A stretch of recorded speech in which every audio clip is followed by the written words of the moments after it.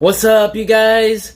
So, as you can tell by the title, I'm bringing back a little, a set of videos that I started doing earlier this summer, where I talk about older Transformers figures that need new updates in the Generations line badly, or just updates that I myself personally want to see really badly because, there's a couple figures here and there that I don't really talk about because I don't really care about them or just whatever, or I don't think they don't really need an update all that badly. This video, as you can tell by the title, we're going to be talking about ENERGON, and man, I know a lot of people don't like ENERGON. I myself, I've said this in previous videos multiple times, but I grew up with ENERGON. It was pretty much like the first Transformers cartoon I was exposed to as a little kid. My mom got me the DVD of the first few episodes of season 1, and I watched that over and over again when I was a little kid. So, me personally, I have a special nostalgic attachment to ENERGON, and plus, I don't really think it's all that bad of a show. Yes, there's issues with the animation, there's issues with the story. The story's not perfect. The stories just aren't perfect with every Transformers cartoon. There's, Beast Wars isn't perfect, Prime isn't perfect, hell, even animated isn't perfect. So, I just think it's overhated just a little bit. But some of it is valid. I can't lie about that. But some of the figures here, by the way, I'll be using Transformerland.com to look at images here on my laptop. So I have, an imagery of what to talk about and what I would like to see these figures improved on. So we got the combiners up first, which were Superion Maximus, Devastator Maximus, and Bruticus Maximus. Right off the bat, I gotta say, these combined modes, it was probably some of the worst Transformers has done in terms of the combined modes. Just look at the proportions and just the design work and how they were engineered to combine. That is just awful. I mean, if we were to get new ones, definitely modern combined mode engineering. Obviously, modern articulation, because it doesn't even look like they have knees or elbows, which is absolutely insane. Maybe not as much clear plastic hinges on there, but who knows? They still love to do clear plastic hinges, so that'll still probably be a thing when they inevitably do the updates on these figures. I was never familiar with these molds. I've always seen images of them online, so I can't speak on my personal experience with these combiner molds from ENERGON, but just looking at images with their combined modes, man, they could definitely improve on that with the modern engineering. And in terms of the separate robots themselves, maybe just slightly more fleshed out robot modes and better articulation, definitely, for all of these. But the vehicle modes are pretty decent from what I can recall and from what I can see here. Now moving on to Combat Class, which was basically ENERGON's version of Deluxe Class, but they called it Combat Class for whatever reason. There were a lot of Armada repaints in here, like Sideways, Cyclonus, Demolisher. What was another one? I think that's it from Armada. And then there were some G1 repaints. The thing with the ENERGON toy line was they started testing out the waters in terms of the precursor to the Classics / Universe / Generations line / what we know it as today as Generations ...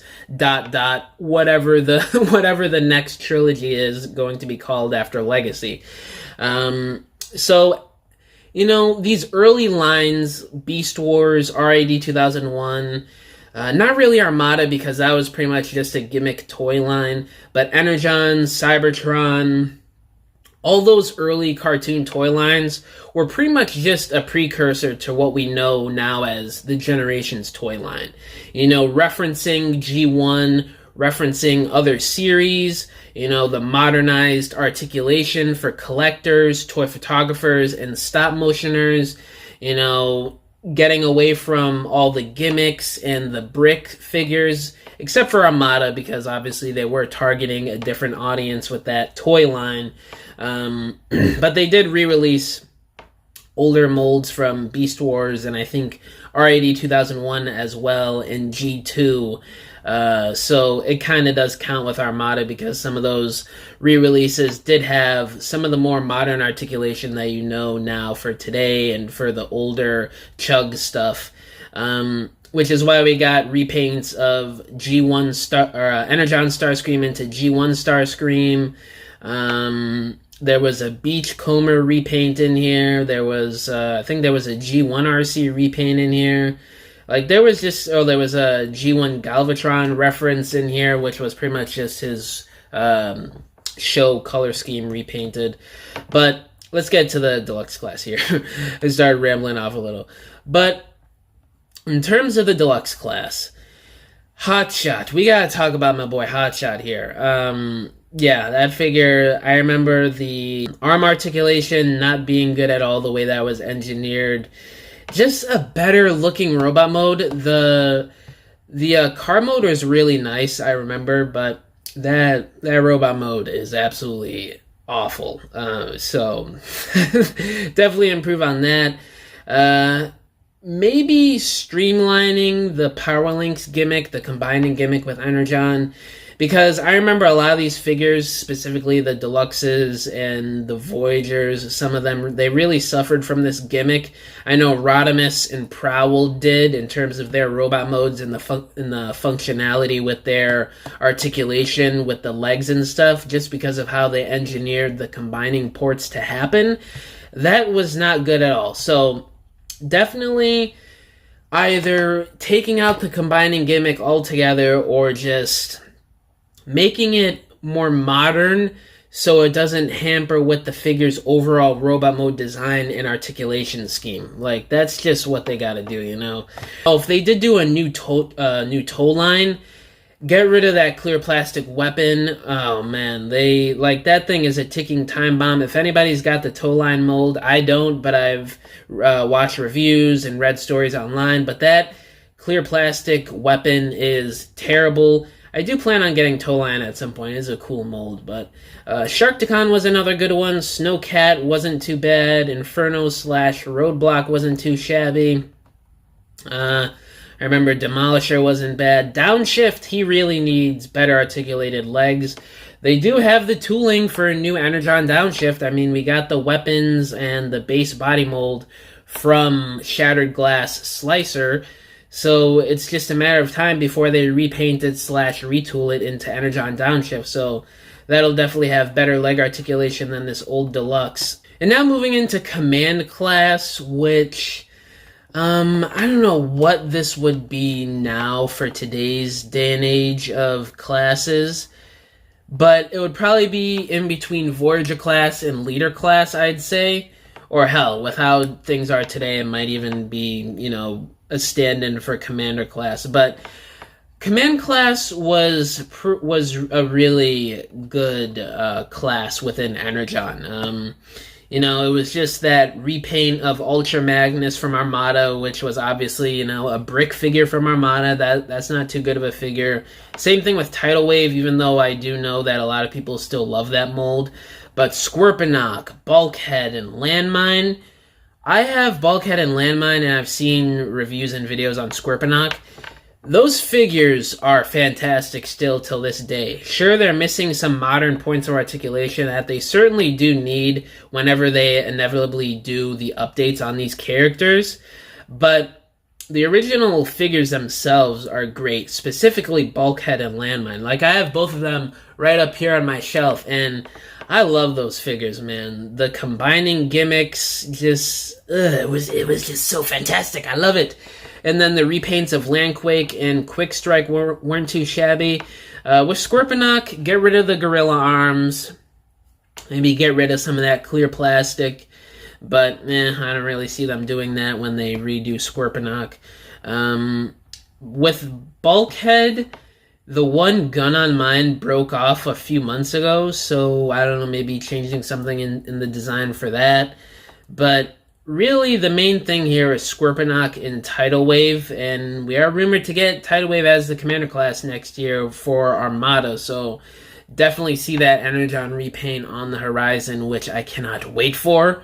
But other than that, command class still holds up pretty well to me.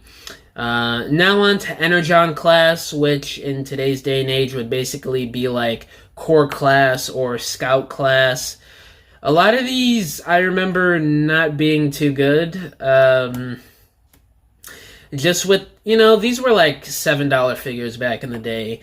So you could sort of see where they're coming from in terms of the articulation not being up to par with other scout class or core class figures, and just the functionality not being that good. That's what I mainly remember in terms of Energon class or scout class, whatever you want to call it. Like RC, she just has terrible articulation and stability. I remember that for a fact. Maybe we could get, since the Prime RC mold is sort of close to Energon RC, and plus they remolded and repainted that into Flame War, which, if you guys remember, Energon RC, that body mold was based for Flame War, I should say. So that whole little reference there in itself would be pretty cool, and I don't think that would make too bad of an Energon RC if we did get one. So, and the Insecticons, Ravage, Signal Flare, Sky Blast, Strong Arm, those were decent, but definitely they need some more articulation and a better transformation. And I think they could benefit from either being deluxe class with some of them or Voyager class in terms of like Sky Blast and Strong Arm, and maybe Cruel Lock as well. And then we could get the repaint of Doomlock. But I think Dive Bomb can still work in core class. Insecticon can still work in core class. Hell, even RC, if they don't want to just do a repaint/remold of Prime RC, they could do her in core class too. Now moving into leader class, which in today's day and age, let's be real, this would probably be more so, commander class, or hell, maybe even inching closer to that Titan class price point with the electronics and just the overall build quality of these older leader class figures. But Megatron, I remember being a pretty decent figure. Again, just adding in that extra articulation that we have grown accustomed to with newer figures, and maybe just streamlining the design and making it a bit less chunky and more cartoon accurate, because obviously they did have to, I think there were electronics in Megatron and the tank, so just making that design a little slimmer. And of course I gotta talk about Optimus, the infamous Fatimus Prime. I mean, there's no way around it. The core robot mode for Optimus is a chunky boy. He's been eating way too much Energon and oil snacks. But yeah, other than just making the core robot mode less fat and more accurate to his animation model, making the combined mode a bit more enjoyable in terms of functionality and articulation, because I don't even think the guy has ankle pivot, and I remember him being a bit top heavy too. So fixing that would be great. I'm pretty sure he doesn't even have head articulation in super mode, but I can't remember. I'm not too sure on that. But with the way the head folds over for super mode, I don't think you could rotate the head at all. So if that's the case, then yeah, he definitely needs head articulation. But out of leader class, Megatron definitely has held up the best, and I would. And, if we don't get a new one, which we probably will with the upcoming core class figure coming out in January, I would be fine with just keeping my original Energon Megatron, because it's still a great figure till this day. Now, moving on to Mega Class. Mega Class was decent. It's pretty much what Voyager class would be in today's day and age in terms of engineering. There were a couple Armada repaints, like Scavenger into Treadbolt, and actually that was the only Armada repaint in Mega Class. But Cliff Jumper mold, I have that figure. That's a great figure. Still holds up to this day. I got an itch on my back. The Beachcomber repaint is fantastic. But obviously, again, streamlining the design with no electronics, he would definitely be a bit more thinner, maybe. And, you know, adding that extra articulation. In today's day and age, he would probably be a deluxe class, probably to, you know, keep it G1ified in that unified scale. Pretty much what they've done with Armada characters and Beast Wars characters, not messing with the already established G1 scale for Chug. So he would probably be a deluxe class. Dreadwing, maybe managing that backpack better, or Mirage, I should say. He was repainted into Dreadwing. Managing that backpack a bit better.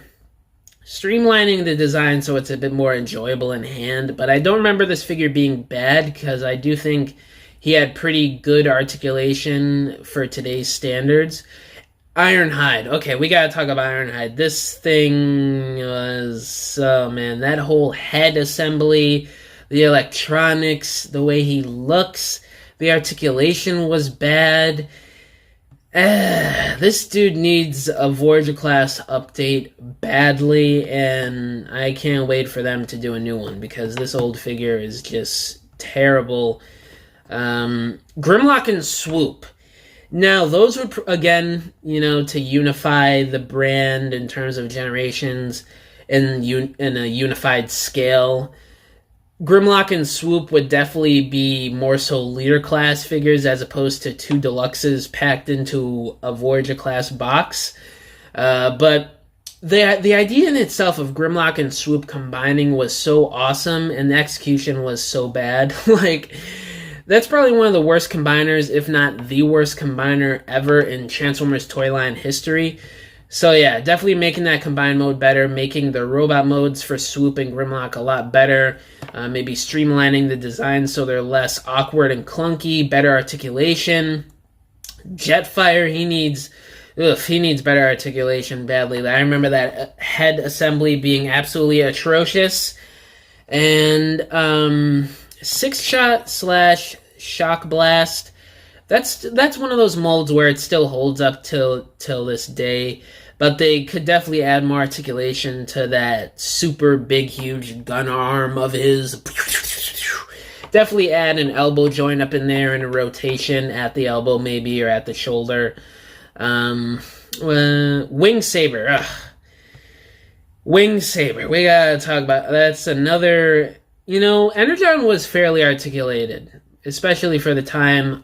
Hot off the heels of Armada, which were basically all brick figures made for kids with just gimmicks. And Wing Saber fits right in line with those Armada figures, which were just bricks with no articulation and just loaded up with gimmicks. With Wing Saber here, it was the combination with Optimus. And yeah, it's just not good at all. Even the combined mode with Optimus isn't all that cool. I mean, it's alright. But definitely with Wing Saber, just making him actually posable and not a brick that you just sit there on your display case. Now, Supreme Class, which is obviously just your modern-day Titan class. Omega Supreme, I remember him being decent. I don't remember him being like a standout or knockout figure from Energon. But he's not terrible either. The combined mode with Optimus, they could do a bit better. And in terms of his robot mode, obviously more articulation, man. But of course, the Unicron mold. I've been saying this for a few weeks now. I think the Titan class for United next year will be Armada Unicron, which would open up the doors for a repaint into his Energon color scheme. But this is one of those molds where I still think it holds up pretty good in terms of articulation. He's got ankle pivot, articulated hands, head joint, waist swivel, I think, too. So I'm not clamoring for this at all, but we do need a new Unicron that's not a $2,000 HasLab on eBay. But yeah, that pretty much wraps it up for what I wanted to talk about here with Energon. There's quite a bit of figures that could use a new update.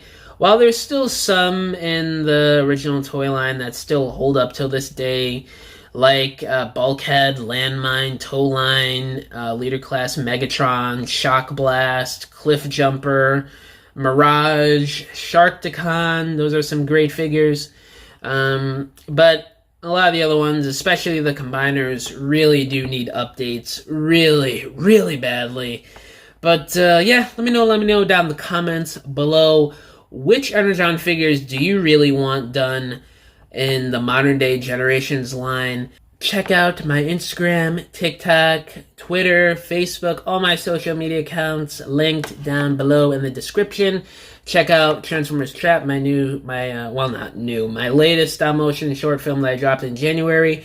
Look out for Spark Eater 2 in the next few months, later on this year, early next year. That'll be my next stop-motion short film. Be on the lookout for the trailer, rollouts, updates, all that good stuff. Check out my newest stop-motion montage of madness. All will be linked down below. And I thank you guys very much for watching this video, and I'll catch you all in the next one. Bye!